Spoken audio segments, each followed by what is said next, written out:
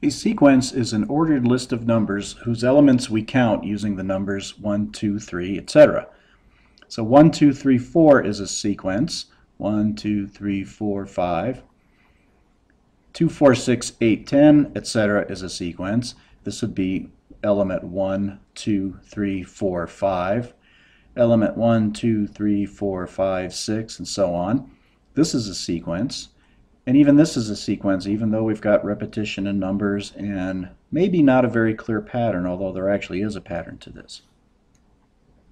So here I'm going to introduce some new notation. This is called subscript notation, and actually we have seen this a couple places along the way with dealing with polynomials and maybe rational functions. In any case, we're going to refer to each term of the sequence with the letter A, and we're going to differentiate them from each other by using a subscript of n. N is going to be the count into the sequence where the particular term we're looking for is located. So the nth term of a sequence is called A sub n. So that's short for A subscript n. So let's see how this works. A sub 1 is equal to 2 for the even numbers. A sub 2 is equal to 4. A sub 3 is equal to 6, and so on. And we notice that if we pick any value of n, A sub n, that all we have to do to get the value of the term at the sequence at position n is to double the position. In other words, let's go back and look at these. To get the third item in the sequence, the third term in the sequence, I would just double 3 and I get 6. Here I double 2. So what would the 100th term of this sequence be? The 100th term means n equals 100. And if we look at the formula that we have right here, we would say that A of A sub 100 is equal to 200. And that makes sense if you think about the even numbers. The 100th even number should be 200. So you notice what we have here really is a rule for figuring out what is the nth term of the sequence. And so this allows us, if we can find a pattern that we can make a rule out of, this allows us to find the nth term without having to write out the whole sequence one by one. So there are two types of special sequences that we're going to be looking at. The first one is called the arithmetic sequence, and notice how I pronounce that. Arithmetic is an adjective that describes the sequence. Arithmetic is math that you do with numbers. And so when we refer to a sequence as being arithmetic, the meaning of that is very specific, and it means a sequence whose terms are a constant distance apart. And so these are examples of that. So what are we talking about here? We're talking about 1, 2, 3, 4, 5. The distance is 1. From 1 to 2 is 1. From 2 to 3 is 1. From 3 to 4 is 1, and so on. Here we have 4 to 7 is 3. 7 to 10 is 3. 10 to 13 is 3. 13 to 16 is 3, and so on. We can even go in the other direction. Negative 17 to negative 27 has a distance of negative 10. Negative 10 from negative 27 to negative 37, 47, 57. This should be up here, of course. So what is the constant distance in each case? Constant distance here is going to be 1, 3, negative 10.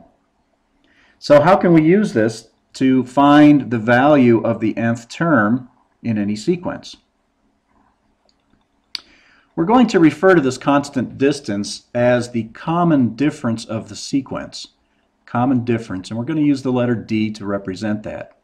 So we can say that for this sequence, 3, 7, 11, 15, 19, it appears that D is equal to 4. D is equal to 4 because this is a distance of 4. This is a distance of 4, as is this, as is this. And we would presume that that would continue on indefinitely. So how can we get the nth term? Well, if you notice, what we can do is we can start with the first term, but instead of counting one by one for each term, we know that each term is 4 away from the next one. And so we can use that to our advantage to say, well, we just have to multiply 4 by some number, and add that to a sub 1.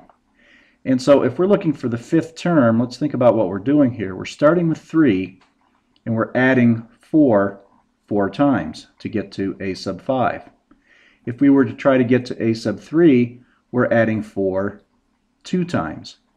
And so what goes in here is actually going to be n minus 1. And of course, a sub 1, we already know, is the first term in the sequence. That would be 1, or 3 rather. Okay, so our formula for, let's say, the 57th term, instead of counting 57 numbers and trying to keep track of everything, we would just say that that's 3 plus 4 times 57 minus 1. Okay, minus 1. And that's going to be 3 plus 4 times 56. And if we put that into the calculator, we find that that is going to be 227. So instead of counting 1, 2, 3, 4, 5, 6, 7, 8, all the way up to 57 and trying to keep track of everything, we just use our handy-dandy formula here. So let's review. A sequence is an ordered list of numbers. Now it's important to recognize that ordered means that the order counts. It does not necessarily mean that the numbers must go in order, up or down. Sometimes they do. Oftentimes they do. But a sequence like 1, 2, 3 is different than 1, 3, 2. That's what we mean by ordered. A sub 1 is the first number in the sequence, a sub 2 is the second, a sub 3 is the third, and so forth. So the nth number in the sequence is going to be the nth term, and we call that a sub n. An arithmetic sequence is a special type of sequence. It's a sequence of numbers that have a common difference of d between the numbers, a fixed number that we add to get to the next number. We can find the nth term, a sub n, of an arithmetic sequence using either of two formulas. We've made this one from the sequence. If you do a little bit of algebra on this, you'll see that this formula is exactly the same. And sometimes we'll see an expression where we have maybe 3n plus 1, for example. And over here, this would be more like, I don't know, 7 plus 4 times n minus 1. So in both cases, we have n as our variable. We're trying to put in a value of n to get the nth term. And in both cases, we can do that and come up with a number. So you may see formulas written either of two ways. Okay, so let's look at an example of that. Here's an example of a sequence, an arithmetic sequence, that goes from 5 to 8 to 11 to 14 to 17 and so on.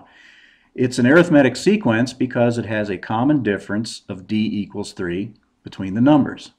3 here, 3, 3, 3, and so on. So we can find the nth term, a sub n, using either formula, this one or this one. And if we plug in our numbers, here's what we get.